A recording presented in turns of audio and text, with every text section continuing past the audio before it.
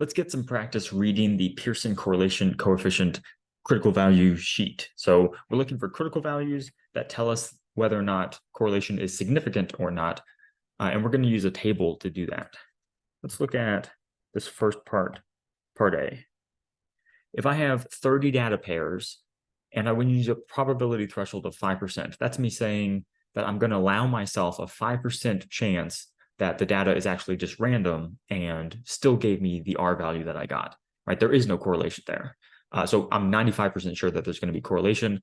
And with 30 data points, let's find the critical value.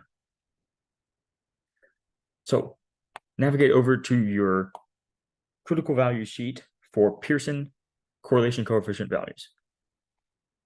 Right, so these are R values for the thresholds 5% and 1%. And notice it references the degrees of freedom, which is, in this case, n-2. So the number of data pairs -2. So in A, we had 30 data pairs, which means I go down my degrees of freedom until I see 28.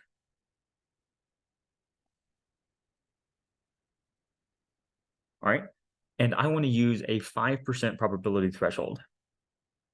So that's my 5% column. I'm looking at this value right here. So 0.361. So maybe we could say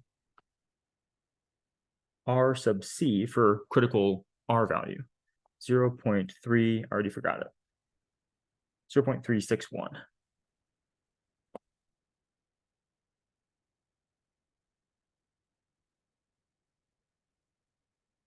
Now we know that the R values are going to be between -1 and +1. Now, we just told ourselves that if I get any value greater than 0.361, it will be significantly positively correlated. Or if I get a negative R value, if I'm further away from 0, then -0.361.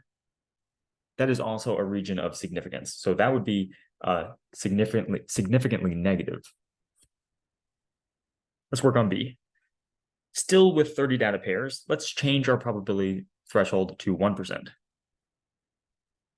So my degrees of freedom is still 28, but now I'm looking at the 1% column. So I'm giving myself a smaller chance of the data being random. My critical value now is further from 0 because I'm giving myself a smaller chance of the data being random. I now need to have a value bigger than 463.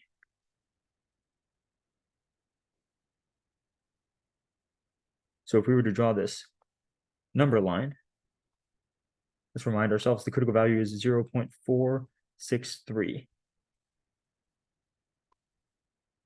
All right, so if here is minus 0.463 and here's positive 0.463, if you compute your R value and you get anything less than minus 0.463 or greater than positive 0.463, it will be significantly correlated.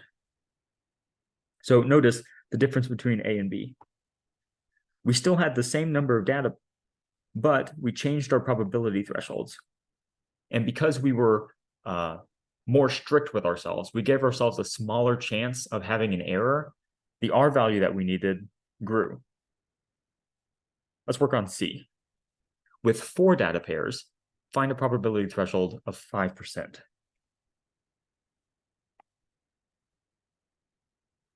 All right, if we have 4 data pairs, our degrees of freedom is now 2. And the 5% probability threshold tells me I need an R value of 0.950.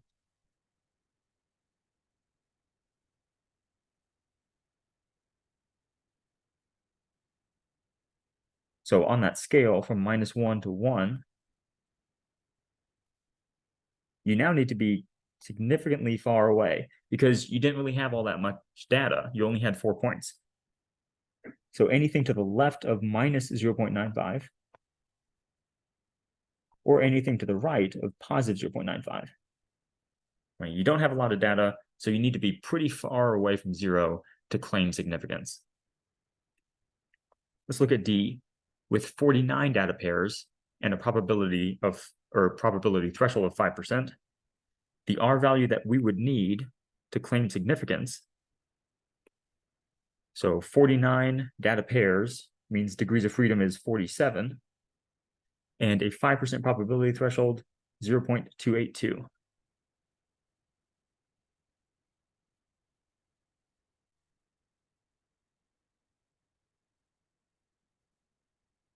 So between -1 and 1, there's minus 0.282, here's positive 0.282. And if you were anywhere in these regions, you would be significantly negative, significantly positive. Now, note the difference between C and D. We kept the same probability threshold, but because we increased the number of data that we have, our R value shrunk significantly, right? The more data you have, the more certain you are that it actually is correlated. So you don't need that high of a critical value.